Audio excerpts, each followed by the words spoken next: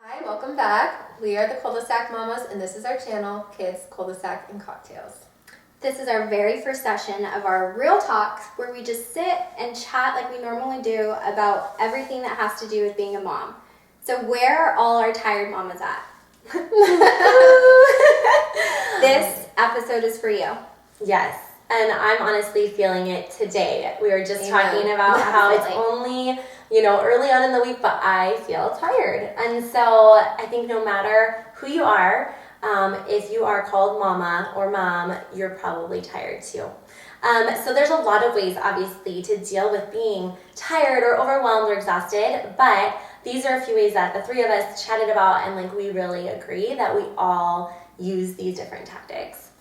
I would say the first one, honestly, that I go to is just trying to find a moment, even if it's just a moment in the day when I'm feeling overwhelmed or tired, where you can just pause, take a deep breath, let out the stress, and then just think of something that you are so thankful for or so grateful for. I know a lot of times it's hard to quiet yourself.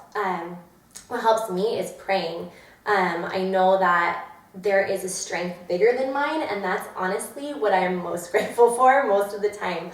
Just thankful that someone else is stronger than me and can get me through the day, and I don't have to do this alone. And something that I've been trying to do more recently is just speaking those words out loud, because sometimes you can think it, but if you take a second and you say it, you walk into your front door and you're like, oh my gosh, this house is a mess.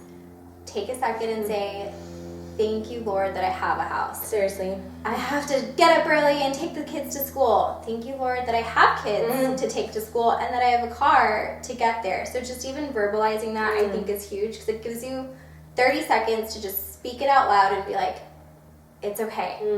Thankful for these things. That's good. Yeah, I think that's putting things into perspective is so important, and just starting each day with a grateful heart. And I try to be intentional before I even get out of bed. Okay, 3 things you're grateful for, and just have it be something different every day. And that way, even though you're exhausted getting up and the kids are probably screaming and all this chaotic stuff, okay, I already have it in my head. I am grateful, I am thankful, I am blessed. Yeah, that's so good. Absolutely. So gratitude for sure, I think, is one of the biggest things. Number 2, self-care. So I know we're all getting older. So I feel like one thing, my before bed routine, because I'm getting older, I need more products and more moisturizers and things. So that's part of it. But a second part is because I'm hey, I need an extra 25 minutes after I take a shower for just myself. And a lot of times I can't lock myself in the bathroom, but I'll say, mommy's taking a shower, no interruptions.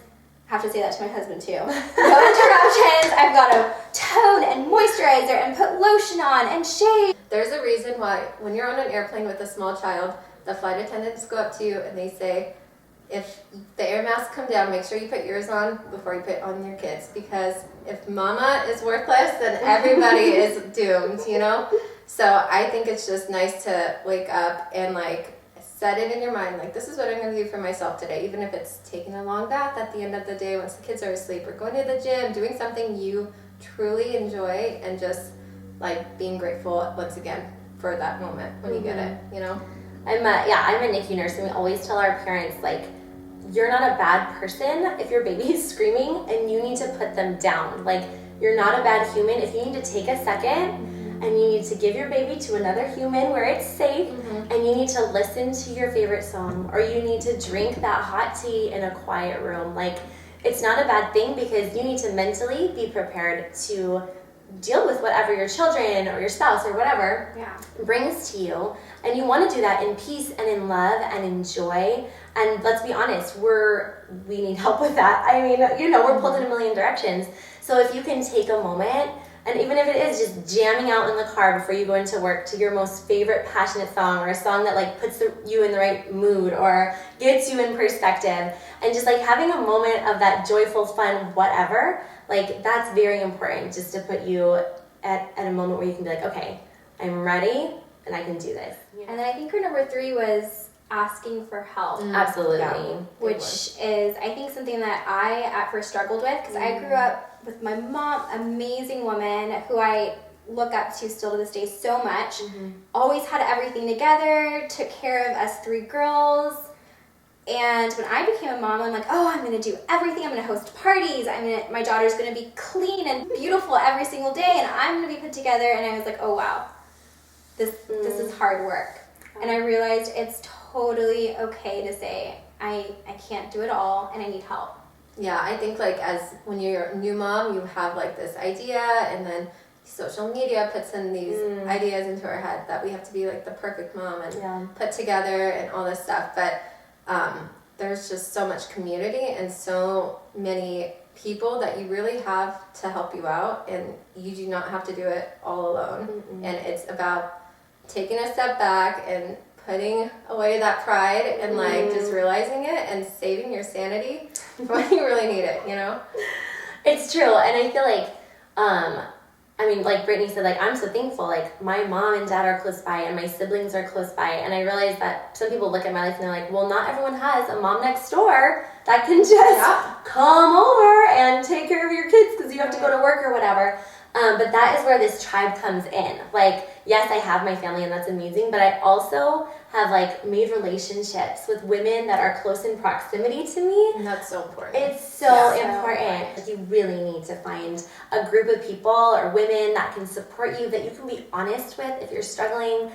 Be honest even with your spouse. Sometimes I think we feel like we need to have it pulled together for them, and, like, when they get home, we're good, the day was fine, here's your delicious 5-course meal, I cleaned the house. Honestly, sometimes my husband comes home and I'm like, there are still dishes in the sink and you left 24 hours ago, and I'm sorry, but I have been pulling my hair out doing a million other things, you know, and just being like honest with them.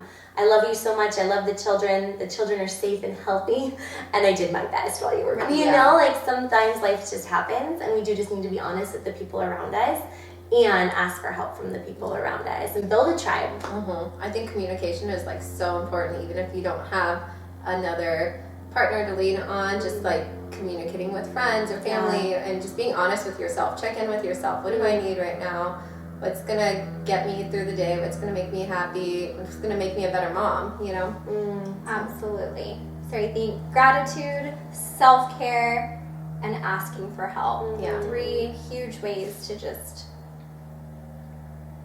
get us through. And like thrive instead of just survive through motherhood. Till next time. Bye.